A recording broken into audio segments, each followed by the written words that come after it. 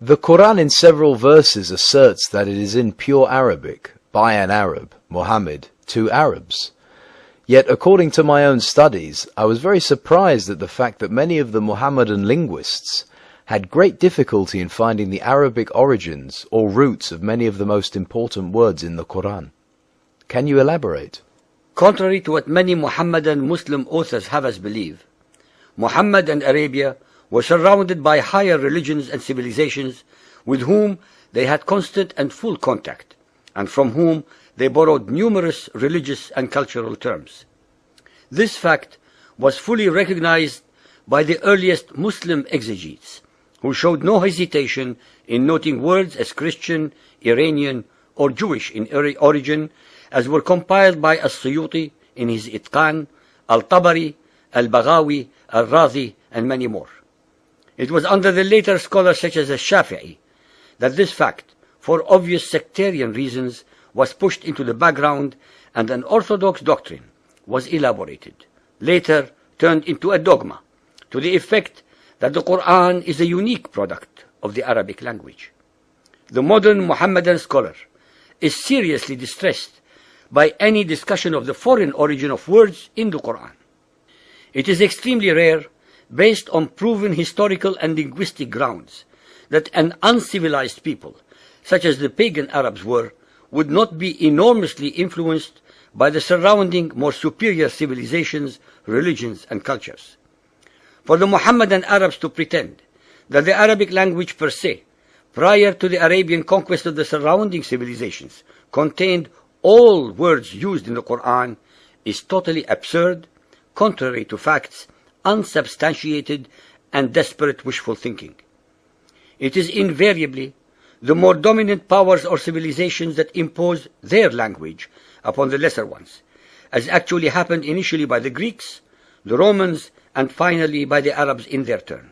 Anyone dispassionately studying the Quran will realize that Muhammad drew his inspiration not from his own primitive pagan religious background, but most certainly from the vocabulary and religious terms of the great monotheistic religions that had already found root in the spiritual soil of Arabia, especially the Jews and Christians. It is extremely important to point out that there were very powerful Arabian Christian tribes who were dominant both in Syria and Iraq, and who wrote and spoke Syriac.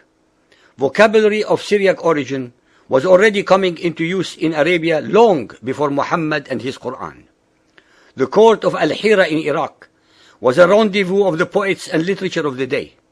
Many of the most prominent poets of pre-Islamic Arabia, such as Amr al-Qais, Mutalammis, and Abd bin Zayd, were Christians, and their poetry was naturally impregnated with Christian words and ideas. Even in the extant poetry of the such non-Christians as Al-Nabigha and Al-Ash'a, one finds the strong influences of Syrian Christianity because they spent time at the court of Al-Hira. The Ahadith and the biography of Muhammad assert that he traveled to Syria, Al-Sham, both as a child and later as a merchant on behalf of his wife Khadija, who was not only a Hanif, but also associated with Christianity through her uncle Waraka bin Nawfal.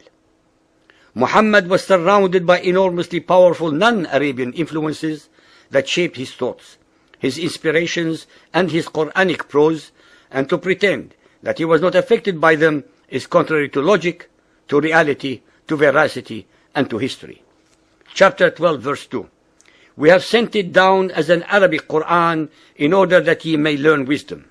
Chapter 20, 113. Thus have we sent this down as an Arabic Quran. Chapter 26, 195. In the perspicuous Arabic tongue. Chapter 39, 28. It is a Quran in Arabic, without any crookedness therein, in order that they may regard against evil. Chapter 41, 3. A book whereof the verses are explained in detail, a Quranic in Arabic for people to understand. According to the Ahadith, the Quran was revealed to Muhammad in 7 modes. Why were so many modes necessary if it were such a pure form of Arabic in the first place? Al-Tirmidhi Hadith 2215, narrated by Ubay ibn Ka'b. Ubay told of Allah's messenger meeting Gabriel and saying, I have been sent, Gabriel, to a people who are unlettered, among whom are old women and old men, boys and girls, and men who have never read a book? He replied, the Quran, Muhammad, has been sent down in 7 modes. Al-Suyuti cites in his Itqan about 118 words which are not of Arabic origin, but from Hebrew, Persian, Abyssinian, Aramaic, Syriac, etc., most of which are among the most important, without which the Quran could not possibly make sense. The following are only a few examples. From Hebrew and Aramaic, Madrasa, school, is from Beit HaMidrash. Jahannam, hell, from Gehinnom.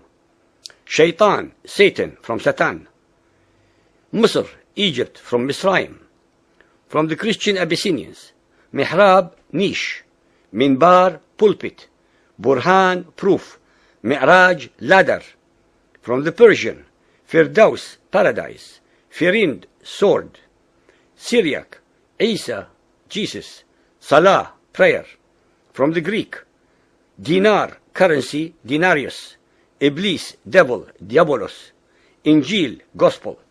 The Quran asserts repeatedly that it is a new scripture for the Arabs, hence it would have been impossible for the native Arabic vocabulary and language to all of a sudden create and invent new words and terminology to express all its new ideas to fit the occasion. In fact, many of the words, terms and concepts were already available off the shelf, so to speak, to Muhammad to plagiarize, plunder, pirate and or pervert to suit his agenda.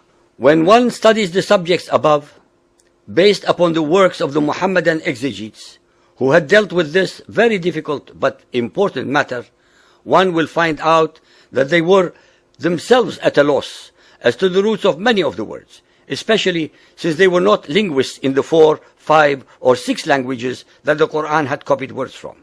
They actually had the most meager philological resources at their disposal, so much so that Al-Suyuti and those who preceded him completely missed the fact that several of the words that they alleged to have been foreign were in fact Arabic in origin. The Quran cannot exist without the foreign words that permeate its verses and chapters.